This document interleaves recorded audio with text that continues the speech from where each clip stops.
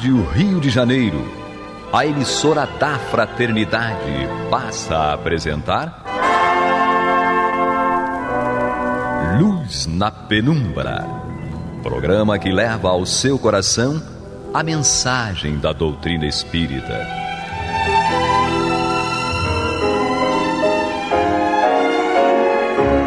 E com vocês, João Nogueira, para estudos de obras póstumas de Allan Kardec.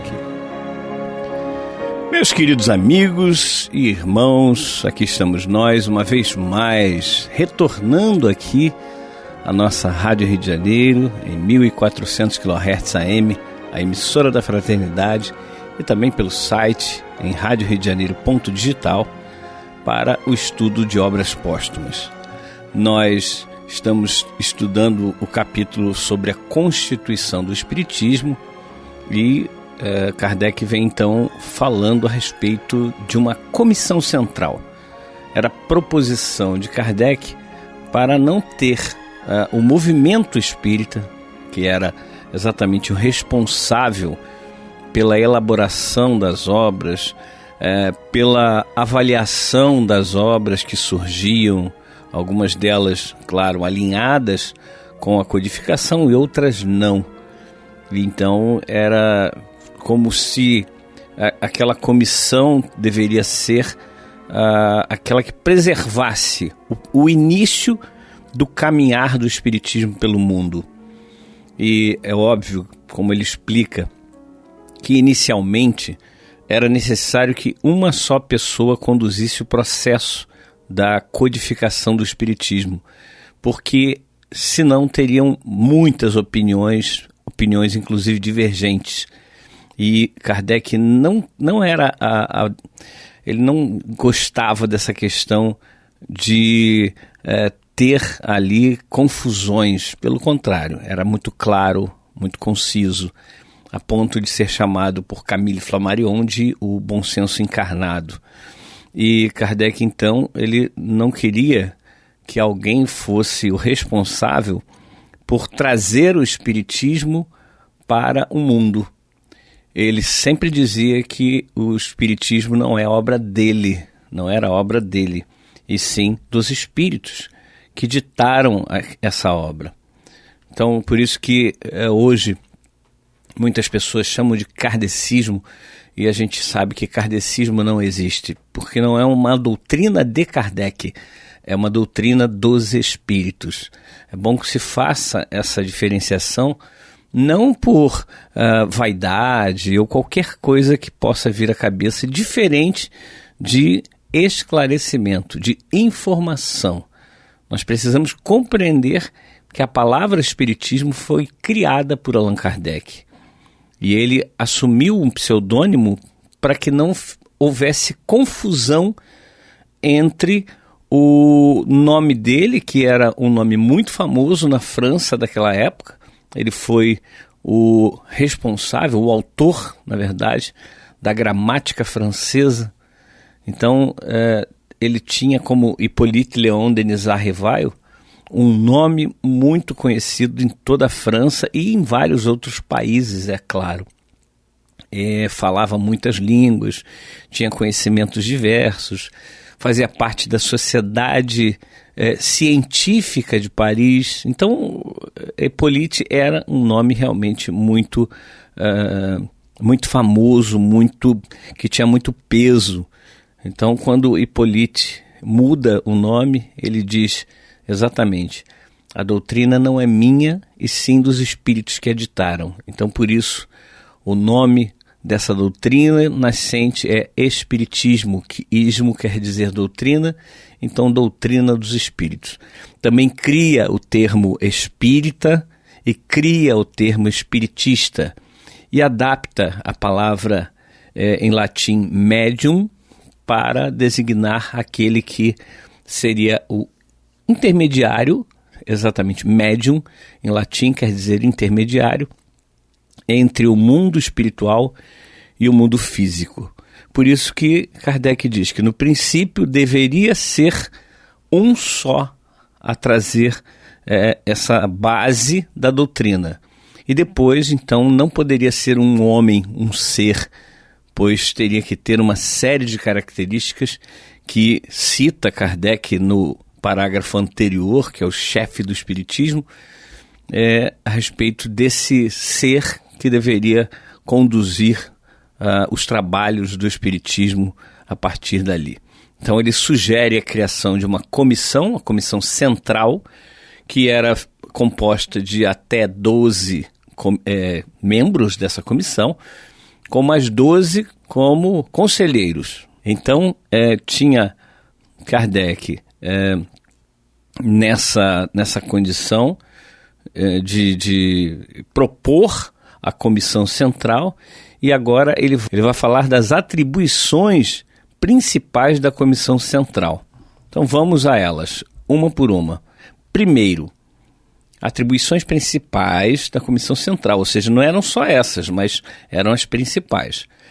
Cuidar dos interesses da doutrina e da sua propagação, manter-lhe a utilidade pela conservação da integridade dos princípios firmados, prover ao desenvolvimento de suas consequências.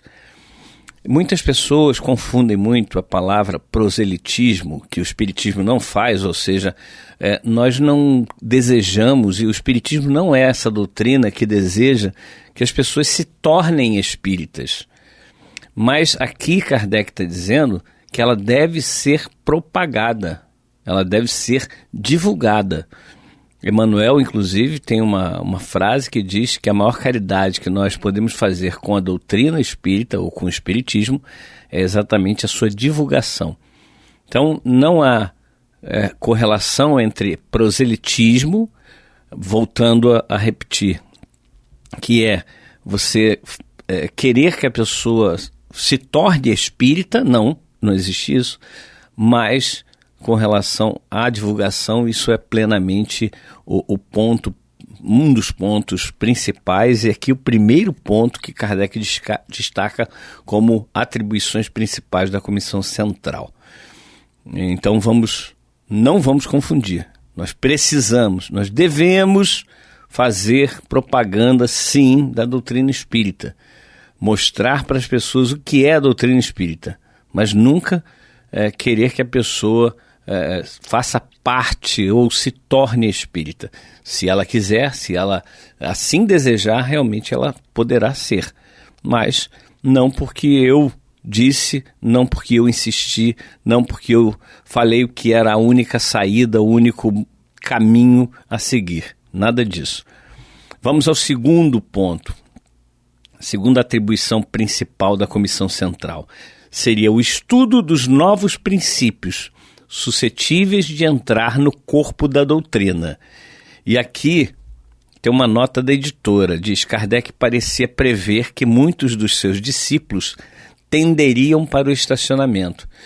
E nós queremos mais uma vez ressaltar que quando Kardec fala de novos princípios, ele diz o estudo dos novos princípios suscetíveis de entrar no corpo da doutrina, ou seja, às vezes as pessoas também confundem, né?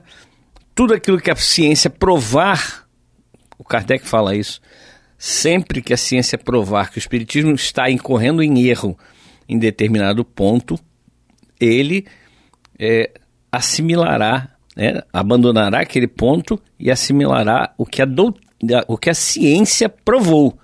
Ou seja, não é questão de tese. Eu chego aqui e falo, a doutrina está errada nesse ponto aqui.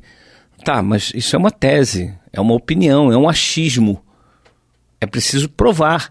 E Kardec deixa muito claro, a ciência provando que o espiritismo está incorrendo em erro em determinado ponto. Aí a doutrina absorveria. Até hoje não há um ponto sequer que eu tenha conhecimento que a doutrina se modificou porque a ciência provou o erro da doutrina espírita. Então eu não conheço. Se alguém conhece, manda pelo WhatsApp da Rádio Rio de Janeiro, que é o 21 984 867633. 984 867633 é o WhatsApp da Rádio Rio de Janeiro. Aí você manda dizendo, olha João, em tal ponto a doutrina teve que ser modificada porque a ciência provou que a doutrina espírita estava errada. Porque nós não somos capazes de saber tudo, óbvio.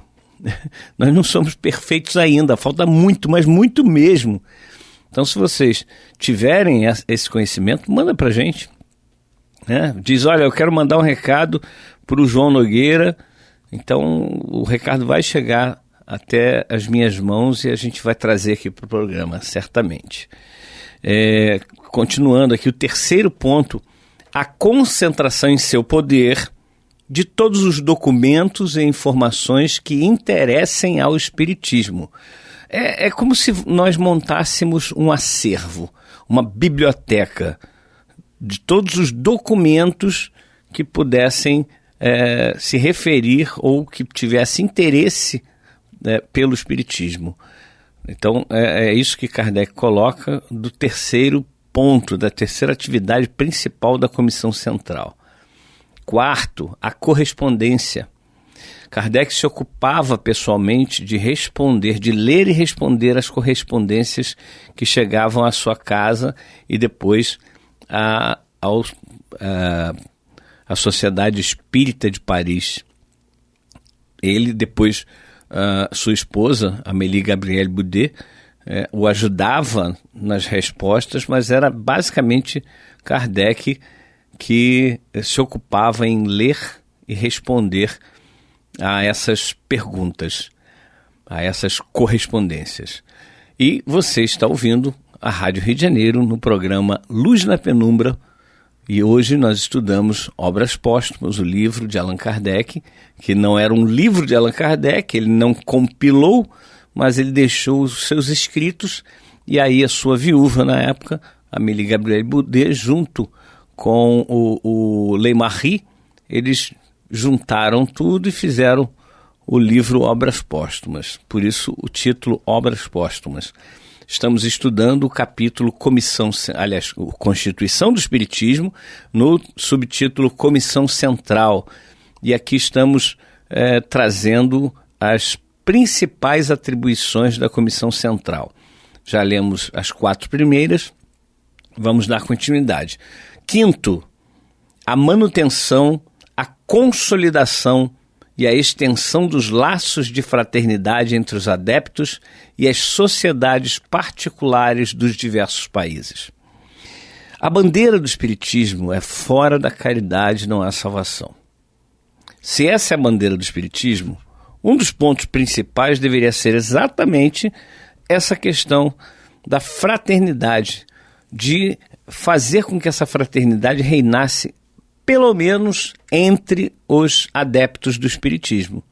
Por isso que ele aqui coloca como quinto ponto, quinta atividade principal da Comissão Central, a manutenção, a consolidação, ou seja, você realmente apertar os laços e a extensão desses laços de fraternidade entre os adeptos e as sociedades particulares dos diversos países. Já eram muitos os países que tinham lá sua sociedade espírita, seu centro espírita, e Kardec tinha essa preocupação de manter, então, laços de fraternidade entre todos, entre os espíritas e entre as sociedades, entre os centros espíritas. Sexto ponto, sexta atividade principal da Comissão Central, a direção da revista, que será o jornal oficial do Espiritismo e à qual se poderá juntar outra publicação periódica. Bem, meus irmãos, aqui nós temos um ponto que a gente tem que destacar. A Revista Espírita, ela foi até um determinado ano. E aí, por que não foi à frente? Porque exatamente as pessoas têm diferentes interesses, né? A gente tem, desde que nós somos, claro, capazes de conseguir fazer os trabalhos, nós somos muitas vezes admirados e muitas vezes nós não somos compreendidos. Eu digo nós, assim, no sentido de aquela pessoa responsável por trazer alguma coisa diferente de tudo aquilo que a gente conhecia. Nós sabemos muito bem que os homens, eles têm um pensamento diferenciado. Não dá para a gente achar que Kardec seria alguém que pudesse ser imitado ou que desse continuidade de acordo com aquilo que Kardec realmente fazia. Então, a Revista Espírita oficial, ela, pelo que nós conhecemos, ela se encerra em 1869, exatamente quando Allan Kardec desencarnou. Por que não houve continuidade à Revista Espírita? Porque as pessoas, como falei agora há pouco, né, têm seus interesses, as pessoas têm as suas dificuldades, as suas limitações também. Então, difícil era achar alguém que desse continuidade ao trabalho todo de Kardec, e difícil era achar que iriam dar continuidade ou iriam trabalhar exatamente da forma que Kardec trabalhava. Kardec dormia muito pouco. Disse que ele dormia por volta de 3 horas por noite. E aí o resto do tempo todo trabalhando incansavelmente. Ele teve, inclusive, vários alertas da espiritualidade para ele diminuir a carga de trabalho. Mas ele tinha dentro dele aquela coisa do eu vou completar o trabalho, eu vou levar adiante, eu vou levar a termo esse trabalho. E não é realmente o que pôde acontecer, porque ele tinha um tempo limitado aqui no planeta.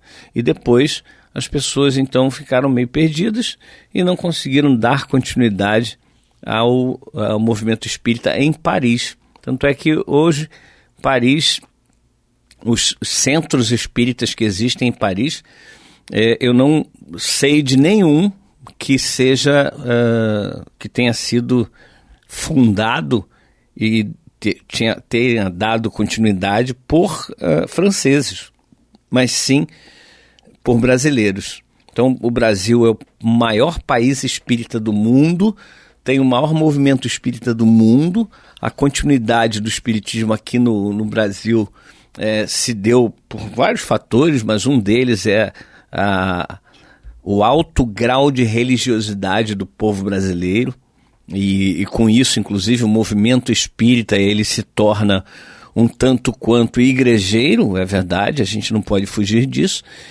mas tudo tem um sentido, tudo tem um fundo. E a bandeira do Fora da Caridade Não Há Salvação faz com que o espiritismo aqui no Brasil tenha tido uma repercussão muito grande. Porque se não fosse isso, talvez o espiritismo não vingasse aqui no Brasil, e aí no mundo inteiro, claro, como no Brasil. O Brasil foi o país que realmente fez com que o espiritismo crescesse muito, então não dava para imaginar que tivéssemos espiritismo se não fosse o que aconteceu e acontece no Brasil até hoje.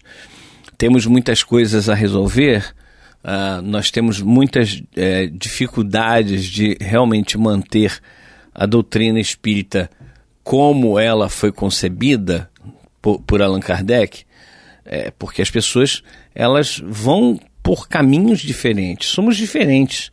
As pessoas vão buscar coisas de acordo com os seus interesses, de acordo com as suas dores, com as suas necessidades. E com isso, elas vão realmente se perdendo, às vezes. Se não houver uma base sólida, ou seja, se eu quero realmente trabalhar para a divulgação da doutrina espírita, eu preciso ter uma base sólida.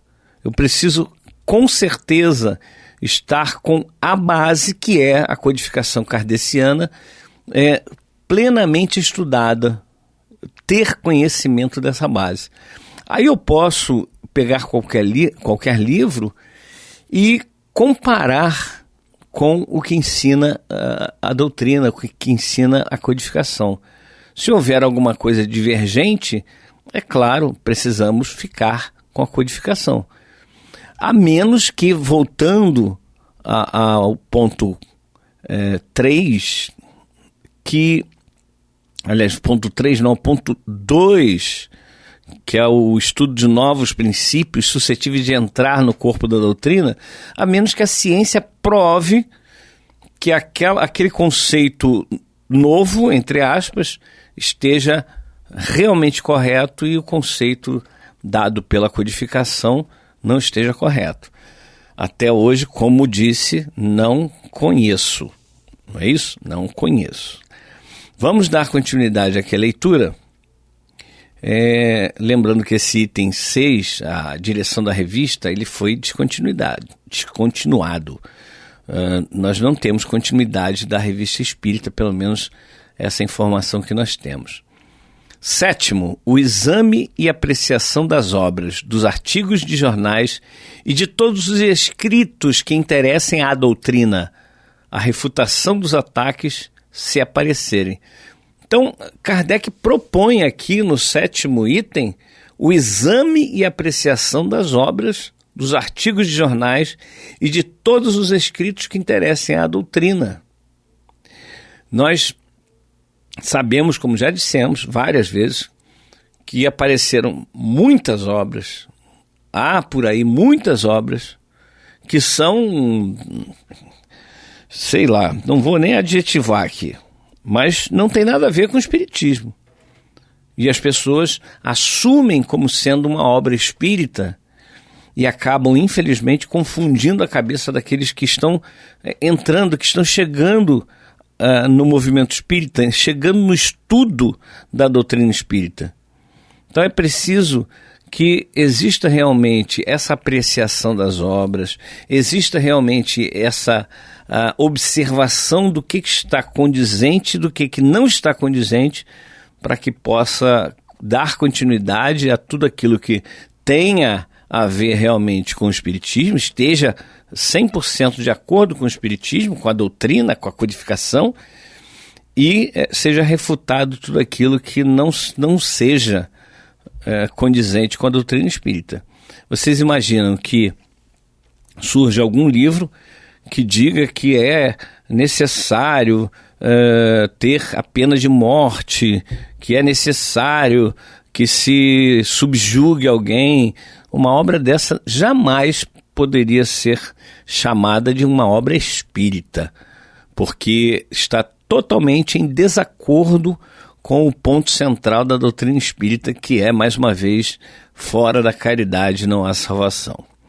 Meus irmãos, nós estamos chegando ao final do nosso programa de hoje, o primeiro programa de 2023, janeiro de 2023, mas queremos que você continue conosco, continue com a Rádio Rio de Janeiro, tanto no AM 1400 quanto no Rádio Rio de Janeiro .digital, pois vem aí o estudo do Evangelho segundo o Espiritismo, com a Marta Batista e com o Antônio de Pádua.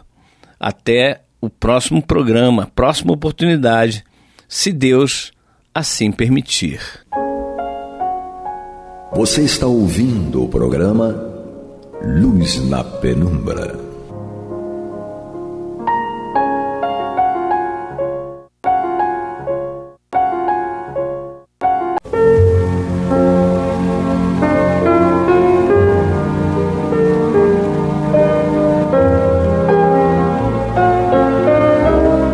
A Rádio Rio de Janeiro está levando ao seu lar e ao seu coração a mensagem consoladora da doutrina espírita, através do programa Luz na Penumbra.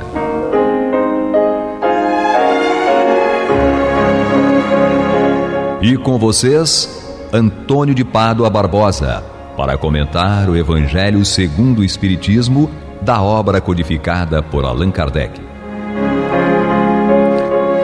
Boa noite, meus amigos. Estamos aqui de volta para apresentar para vocês o programa Luz na Penumbra, no qual nós estudamos o Evangelho segundo o Espiritismo de Allan Kardec. Estamos aqui no capítulo 9, Bem-aventurados os que são mansos e pacíficos. E vamos dar prosseguimento às mensagens aqui das instruções dos Espíritos. Hoje nós vamos começar pela mensagem de um espírito amigo em Le Havre, 1862. A mensagem sobre a paciência. Isso deve ser carapuça para mim, isso aí, com certeza. De paciência é fogo. Diz ele aqui: a dor é uma bênção que Deus envia a seus eleitos.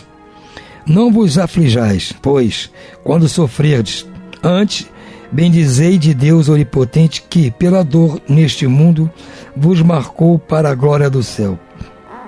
Sede pacientes. A paciência também é uma caridade e deveis praticar a lei de caridade ensinada pelo Cristo enviado de Deus. A caridade que consiste na esmola dada aos pobres é a mais fácil de todas, isso eu falo sempre. Todavia, existe outra muito mais penosa e, por conseguinte, muito mais meritória, a de perdoarmos aqueles que Deus colocou no nosso caminho para serem instrumentos do nosso sofrer e para provarem a nossa paciência. É verdade, viu? A vida é difícil, bem eu sei. Compõe-se de 1000 nadas, que são outras tantas picadas de alfinetes, mas que acabam por ferir. Se, porém, atentarmos nos deveres que nos são impostos, nas consolações e compensações que, por outro lado, recebemos, havemos de reconhecer que as bênçãos são muito mais numerosas que as dores. O fardo parece menos pesado quando se olha para o alto do que quando se curva a fronte para a terra. A coragem, amigos, o Cristo é o vosso modelo. Ele sofreu mais do que qualquer um de vós, embora nada tivesse de censurar, ao passo que tende de espiar o vosso passado e de vos fortalecer para o futuro. Sede, pois, pacientes, sede cristãos. Essa palavra resume tudo. Essa mensagem é pequena, mas ela encerra uma verdade muito grande, né? Vamos pensar aqui. Nós não somos o Cristo que veio aqui sem nenhuma culpa para expiar, nenhum pecado para resolver, nada disso. Nós, ao contrário, nós viemos aqui uma série de culpas para se acertar, uma série de coisas erradas que fizemos, que temos que consertar, regenerar uma ação de coisas que estragamos. Nós temos que reparar muitas coisas.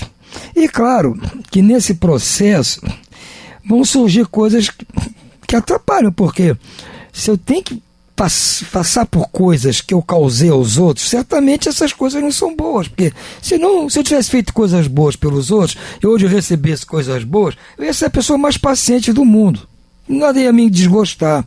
Mas as coisas me desgostam e excitam a minha falta de paciência, é porque essas coisas não são boas. Por quê? Porque eu também não fiz coisas boas antes.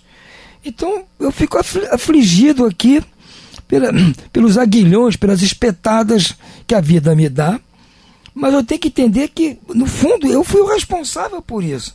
E se alguma pessoa está sendo, assim, um instrumento desta ação, que é para o meu benefício, é para que eu desperte e me corrija, eu não posso aqui ficar injuriado com essa pessoa. Em princípio, causa para nós uma sensação desagradável, porque tem alguém aqui nos espetando, nos causando problema, atrapalhando a nossa vida, então nos causa uma impaciência, um desgosto terrível. Mas se nós pararmos um minuto para pensar, vamos ver que o irmão aqui tem razão. Deus só permitiu que acontecesse isso, que é para o nosso próprio benefício, para que nós possamos acordar e ver, opa, peraí, se está acontecendo isso hoje comigo, de que eu não estou gostando, fulano está me azucrinando na minha ideia, é porque eu já fiz muito com os outros isso, já azucrinei a ideia de muita gente nesse tipo de situação. Então está na hora de eu parar, pensar, tomar o chá de Simancol e ver que eu tenho que me modificar. E quanto mais rápido eu me modificar nesse aspecto, mais rápido essa pessoa vai sumir, porque não vai ter motivo para continuar, porque ela não está fazendo aquilo por moto próprio, ela está sendo um agente da lei. É a mesma coisa que o cara comete um crime, a polícia vai atrás dele para prender. O policial nem sabe quem é ele, não tem nada contra ele, mas está com mandado de prisão porque ele fez alguma coisa. O policial está cumprindo a sua ordem, tem que prender o sujeito que ele fez alguma coisa, já está aqui o mandado de prisão que o juiz mandou, tem que ir lá cumprir. Agora o policial nem sabe quem é o cara, como ele é, que ele é de ser. Está só com uma fotografia lá, o prontuário, a ordem de prisão, está aqui. Vai brigar com o policial? Não vai, o policial está cumprindo o dever. Assim são essas pessoas que estão aí, coitados, cumprindo o dever delas, sem saber que estão cumprindo. Elas não têm nem ciência disso, não têm noção. Então cabe a nós, temos alguma noção, entender e não descarregar em cima delas a nossa impaciência, a nossa injúria, a nossa indignação. Não adianta, pode ser que na hora do acontecimento a gente solte os cachorros, fique brabo. Mas na hora que parar para pensar, vai ver que não é isso. Isso não vai resolver. Vamos criar problema para outro problema futuro, que agredindo a esta pessoa de agora, fatalmente vai aparecer no futuro outra vez a situação para eu poder resolver. Eu sei que é um esforço muito grande, porque eu estou falando por mim, como falei para vocês aqui. Quando ele falou paciência, eu falei, já vem carapuça para cima de mim. Porque eu tô lendo isso aqui e sei que isso aqui é comigo também. É difícil a gente entender que acontece essas coisas. Pode ser que, passado um momento, a gente caia em si e diga, puxa vida, realmente não precisava ter agido desta forma. Mas já agiu. Então nós temos que ir nos esforçando para evitar agir desta forma. Orar e pedir ajuda para que quando acontecer uns casos desses, a gente tenha um tempinho de refletir e não agir dessa forma meio precipitada. Porque, matematicamente, está provado que não vai ser bom para nós. Não vai ser bom mesmo. O nosso irmão aqui, espírito amigo, está sendo amigo mesmo. Porque ele está aqui dizendo, o guia modelo foi Jesus. É claro que nós não vamos passar pelo que o Cristo passou, gente. Mas também nós não somos como ele, puros. E nós vamos passar por coisas que nós merecemos. Então, gente, vamos enfiar a carapuça e dar nosso jeito de ir melhorando. Se é que nós queremos, como diz aqui Jesus, né? Sermos bem-aventurados para possuir a terra e ser chamados filhos de Deus. Está embutido aqui na mansuetude e na brandura, na paz, está inserida também essa paciência com os outros. Não revidar as pessoas que não entendem muito bem quando a gente explica as coisas. Vamos ter paciência com essas pessoas. O outro tema que ele nos traz aqui é obediência e resignação. Outra vez o nosso irmão Lázaro, que nos fala agora também em Paris, em 1863. É outro ponto. Veja bem, como disse aqui no começo do texto, a lei antiga dizia, não matarás porque sereis julgados como pena de morte. Mas o tema aqui não trata dessa parte, como Jesus. Tem que tratar da outra parte, que é a parte mais refinada. Não é? Então, o caso é aqui. Primeiro nós falamos da afabilidade, da doçura, da paciência. Agora vamos falar da obediência e da resignação. São coisas que a gente passa, pelas quais a gente passa batido. Mas são essas pequenas coisas é que precisam ser trabalhadas. E de repente a gente consegue trabalhar também, da mesma maneira que nós não somos capazes de matar ninguém, vamos também ser capazes de ser obedientes e resignados. Isso aqui, nosso irmão Lázaro.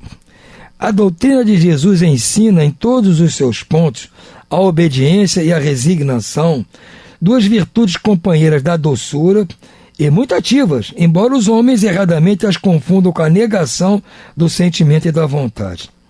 A obediência é o conhecimento da razão. A resignação é a obediência é o consentimento da razão. A resignação é o consentimento do coração. Realmente, essa frase do Lázaro aqui é muito bonita.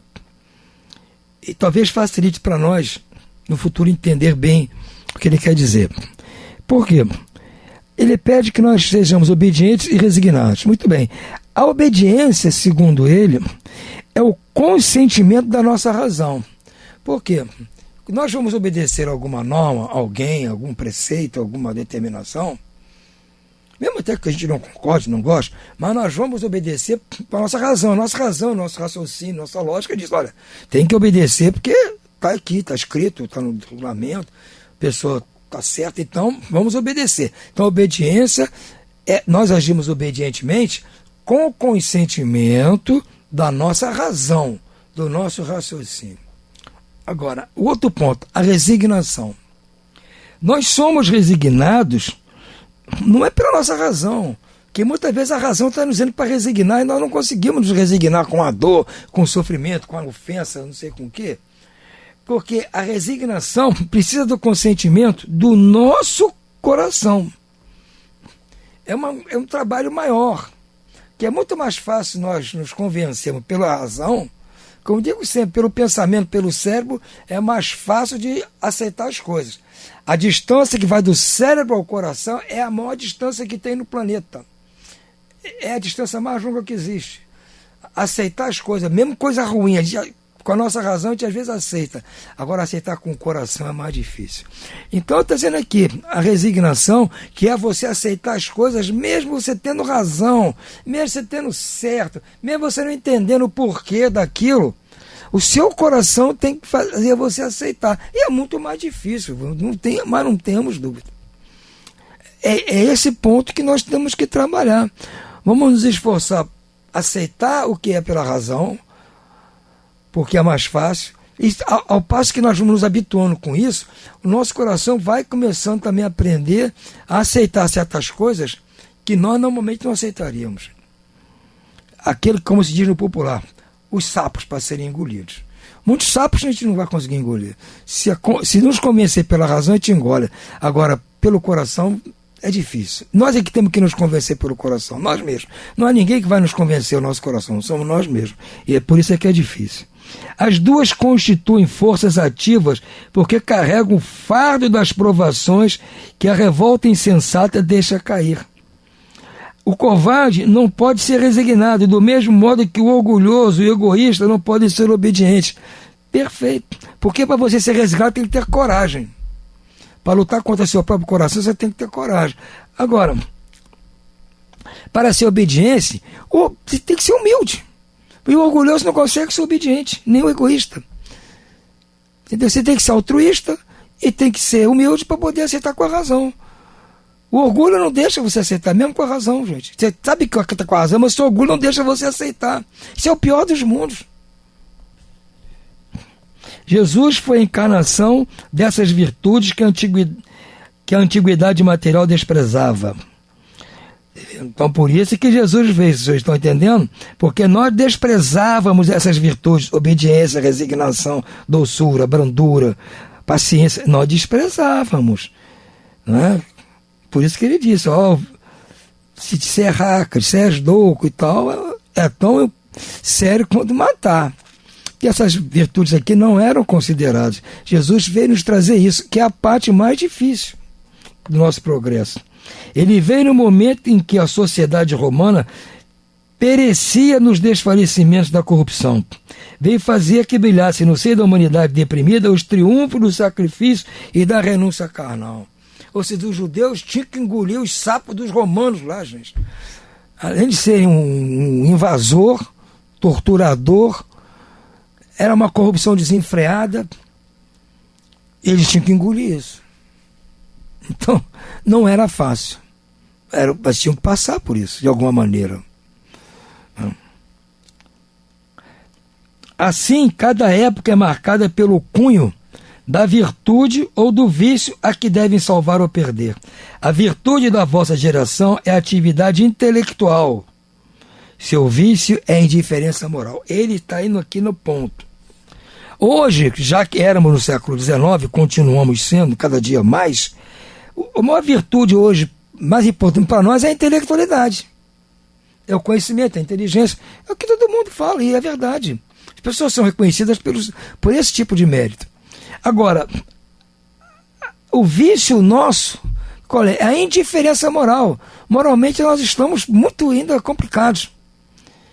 Nós perdemos talvez a violência da indiferença moral, a parte violenta, a parte agressiva, a parte que chama atenção. Mas a parte lá de dentro, aquela que está lá nos fundos da hipocrisia, continua ainda muito grave em nós. É aí que para isso que nós estamos aqui tentando lutar. Digo apenas atividade porque o gênio se eleva de repente e descobre por si só horizonte que a multidão somente verá mais tarde.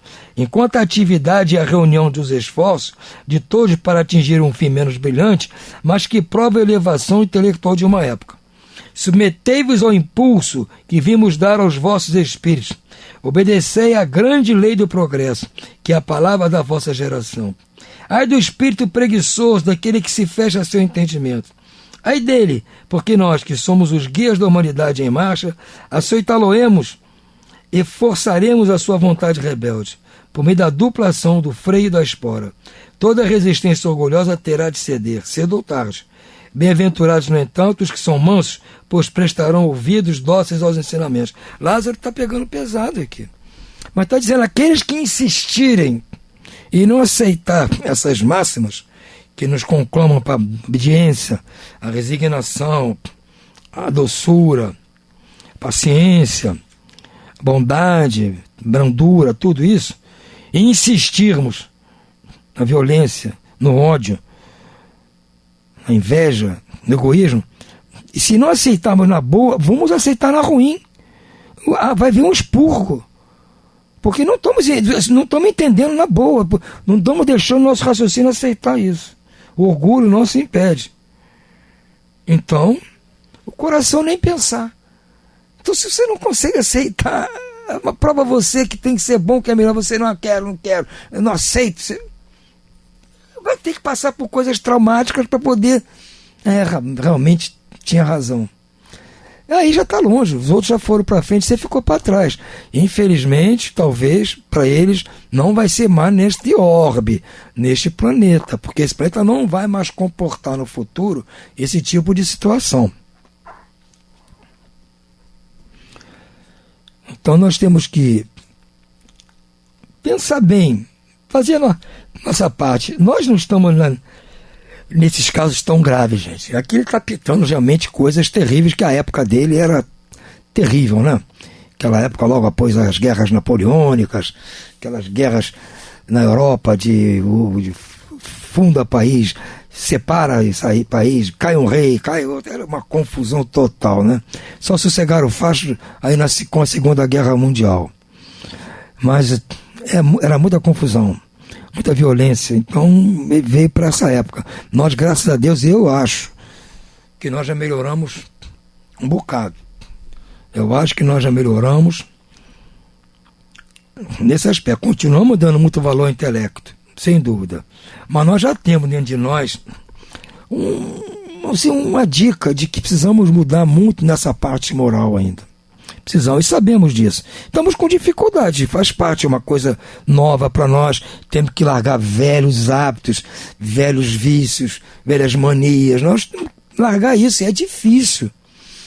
Largar isso porque eram coisas que a gente gostava de fazer, né? Não importava se ferisse os outros, era bom para nós, então tudo bem. Mas agora nós aprendemos que não é tudo bem.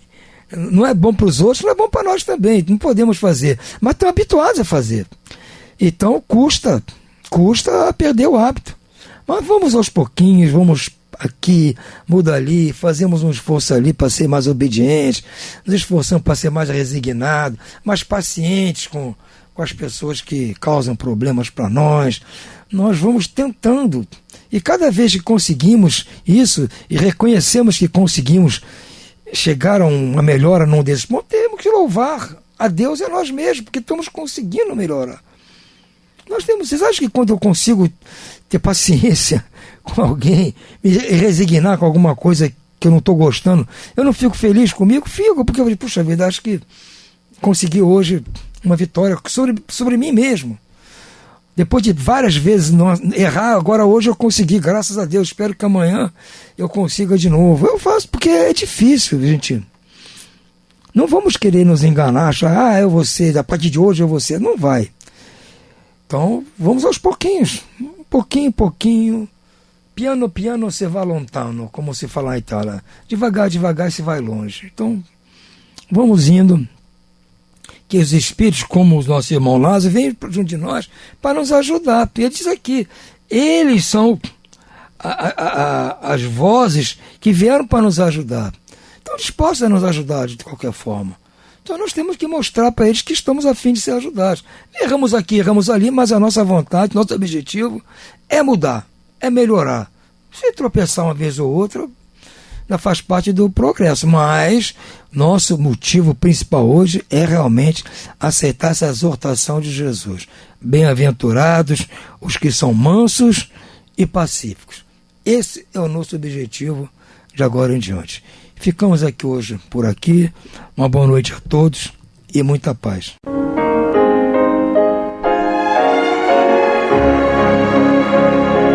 E vamos ouvir agora a prece de encerramento de nosso programa, na voz de Geraldo de Aquino. Jesus, dá-nos coragem para a luta, piedade para os insultos e misericórdia para as injustiças e ingratidões. Limpa nossa alma de inveja e ambições mesquinhas, de ódio e de vingança o nosso caminho. E que dentro em pouco, ao recolher-nos de novo ao calor do nosso leito, para que o sono nos dê a paz e o esquecimento das tristezas humanas, possamos sentir, Senhor, no mais íntimo de nosso ser, a doçura indefinível do Teu amor e a grandeza incomparável da Tua divina presença. Que assim seja.